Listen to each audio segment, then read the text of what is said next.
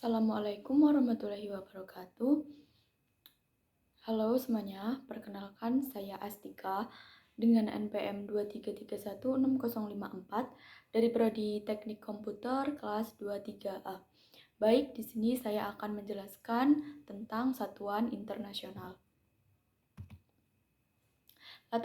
Latar belakang dari satuan internasional.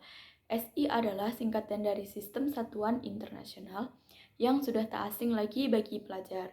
Istilah ini sering dijumpai pada pelajar fisika di sekolah. Sebab semua besaran fisika menggunakan sistem ini pada pengukurannya. Nah, pengertian SI. Secara umum, SI adalah sistem satuan standar yang berlaku secara internasional.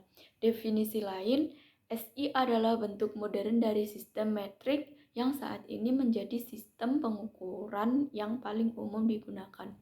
Secara etimologi, satuan internasional berasal dari bahasa Prancis, yakni Sistem International de Units atau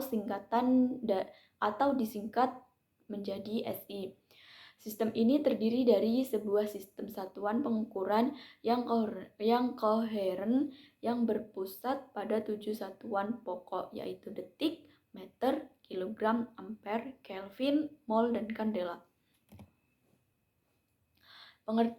Seperti yang telah disinggung pada paragraf sebelumnya, SI adalah singkatan dari Sistem Satuan Internasional. SI adalah bentuk modern dari sistem metrik dan saat ini menjadi sistem pengukuran yang paling umum digunakan. Sistem metrik adalah sistem pengukuran desimal yang disetujui secara internasional pada tahun 1799. Dengan menggunakan dasar satuan meter dan kilogram. Definisi lain, SI adalah sistem satuan standar yang berlaku secara internasional. Nah, perlu diketahui bahwa semua besaran fisika menggunakan sistem satuan internasional. Secara etimologi, satuan internasional berasal dari bahasa Prancis, yakni Sistem International de Unités atau disingkat dengan SI. Nah, jenis-jenis satuan internasional. Sistem satuan internasional terdiri dari satu set satuan pokok, satu set satuan pokok turunan SI dengan nama khusus, dan satu set pengali berbasis desimal yang digunakan sebagai awalan. Istilah satuan SCI mencakup sistem kategori ini, tetapi istilah satuan SI koheren hanya termasuk satuan pokok dan satuan turunan. Berikut ini penjelasannya. Yang pertama, ada satuan pokok. Satuan pokok SI adalah fondasi dari sistem ini dan semua satuan turunan diturunkan dari sini. Yang pertama ada detik. Detik sendiri memiliki simbol satuan yaitu S dan simbol dimensi yakni T. Nama besaran detik adalah waktu. Yang kedua ada meter. Meter sendiri memiliki simbol satuan yakni M dan simbol dimensi yakni L. Nama besaran detik adalah panjang. Yang ketiga ada kilogram. Kilogram sendiri memiliki simbol satuan yakni kg dan simbol dimensi yakni M. Nama besaran detik adalah massa. Selanjutnya ada ampere. Ampere sendiri memiliki sistem satuan yakni A dan simbol dimensi yakni I besar. Nama besaran detik adalah arus listrik. Selanjutnya ada satuan turunan. Satuan turunan pada SI dibentuk dengan perkalian, perpangkatan atau pembagian suatu satuan pokok. Satuan turunan berhubungan dengan besaran turunan. Contohnya kecepatan adalah besaran yang diturunkan dari besaran dasar, waktu, dan panjang.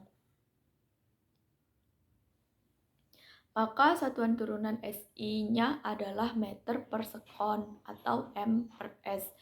Dimensi satuan turunan dapat dituliskan dalam dimensi satuan pokok. Untuk mudahnya, beberapa satuan turunan memiliki nama dan simbol khusus. Beberapa satuan dapat digunakan kombinasi dengan nama dan simbol untuk satuan pokok dan satuan turunan untuk menuliskan satuan besaran turunan lainnya. Yang pertama ada radian.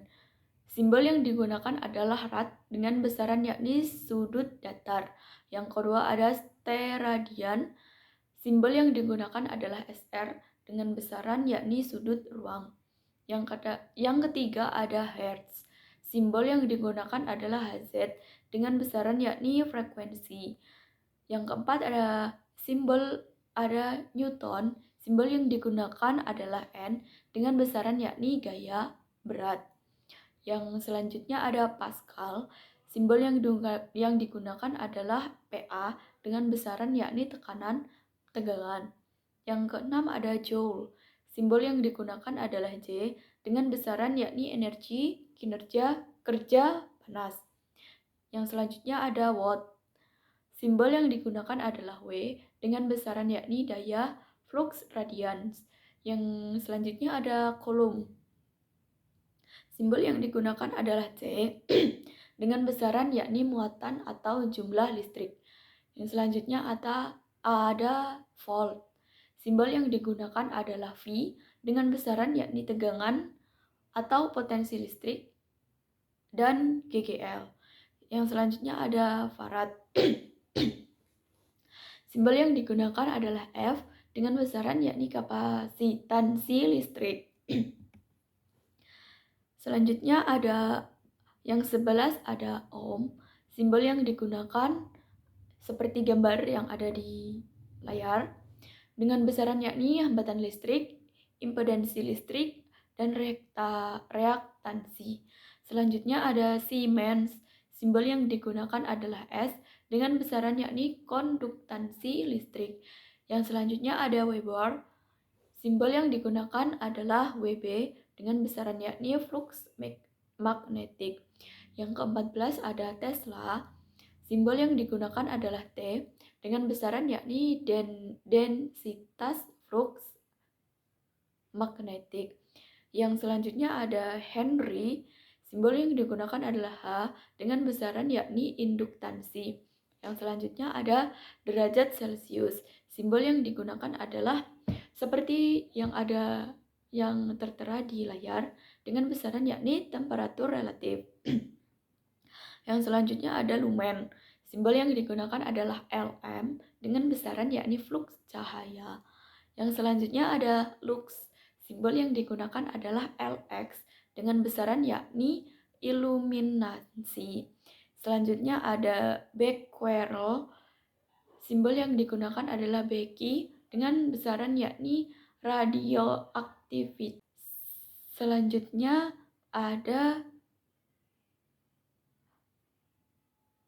Gray. Simbol yang digunakan adalah Gy dengan besaran yakni dosis serap. Selanjutnya ada Seaford. Simbol yang digunakan adalah Sv dengan besaran yakni dosis ekuivalen. Selanjutnya ada Katal. Simbol yang digunakan adalah Kat dengan besaran yakni aktivitas katalis.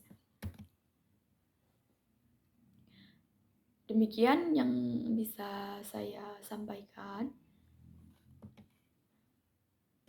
Kurang lebihnya saya mohon maaf. Atas perhatiannya saya ucapkan terima kasih. Wassalamualaikum warahmatullahi wabarakatuh.